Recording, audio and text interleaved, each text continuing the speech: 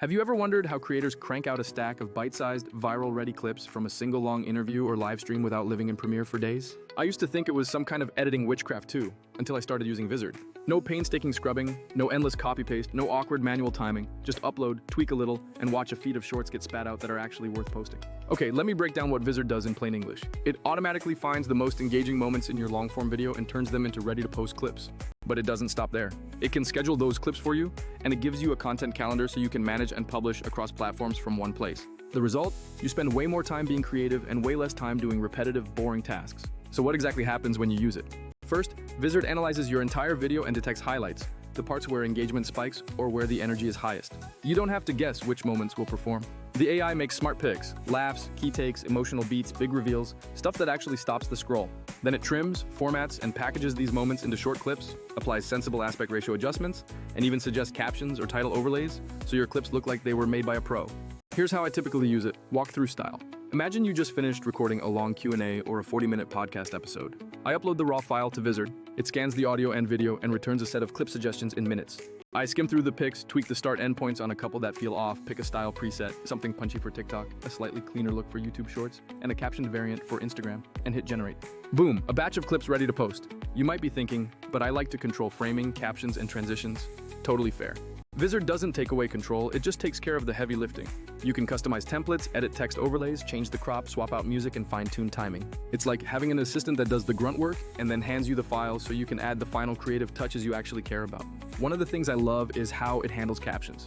You know how subtitles are a pain to create and then animate? Vizard auto-generates accurate captions and then gives you a variety of styles to choose from. Want a bold, kinetic caption that pops in time with the voice? Done. Prefer a clean lower third style? Also done. And if you want something custom, you can create your own template, save it, and Vizard will apply it to all generated clips. That templating system is a game changer for creators who want consistency across platforms. Now, a quick word about scheduling. This is where Vizard starts to feel like a growth tool rather than just an editor. Instead of downloading all clips and manually uploading them to TikTok, Instagram, or YouTube, you can use the auto schedule. Set how often you want to post, which platforms to target, and Vizard will queue clips according to your cadence. It even accounts for different aspect ratios and caption needs per platform.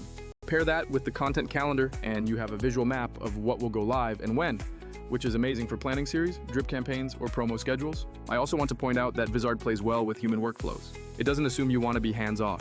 If you prefer to review every clip before it goes live, you can. If your team needs to approve posts, you can set permissions and approvals in the calendar. If you love batch exporting, you can pull everything down in one go. Flexibility like that makes it useful, whether you're a one-person content machine or a small marketing team. You might have seen other tools that claim to do similar stuff. Descript, CapCut, or various automated clip makers. They're useful in their own ways, but they have limitations people don't always mention. Some are excellent at transcription and editing, but feel clunky when it comes to batching and scheduling. Others give you great templates but make you do all the manual trimming. A lot of apps are also focused on one platform or require a bunch of manual exports if you want to post everywhere. Vizard, in contrast, stitches together the full content lifecycle. Discover clips, polish them, and publish them across socials, without forcing you into a 15-step manual regimen.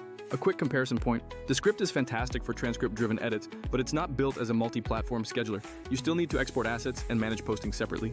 CapCut is great for quick edits and trendy effects, but scaling that process to dozens of clips every week gets tedious. Built-in creator studio tools and social apps are fine for occasional posts, but they're not designed for creators who need consistent cross-platform output.